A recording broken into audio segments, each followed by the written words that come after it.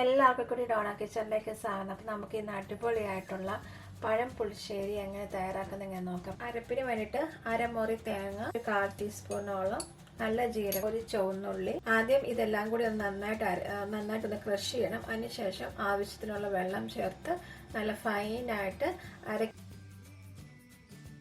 3 ടീസ്പൂണോളം തൈര് കൂടെ ചേർത്തിട്ട് നന്നായിട്ടൊന്ന് ഒന്നുകൂടെ അരച്ചെടുത്തിട്ട് വരാം. അപ്പോൾ ഇത് നമുക്ക് മാറ്റി വെക്കാം.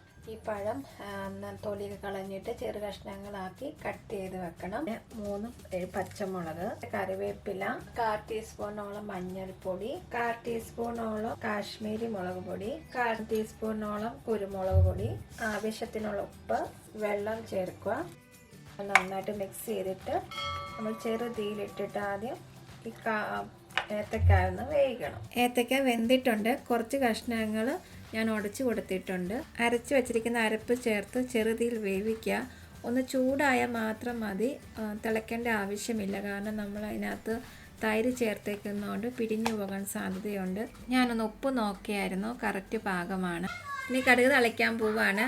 2 ടീസ്പൂണോളം വെളിച്ചെണ്ണ ഒഴിക്കുക. 1 ടീസ്പൂണോളം കടുകും 1/2 ടീസ്പൂൺ ഉലുവ ചേർക്കുക.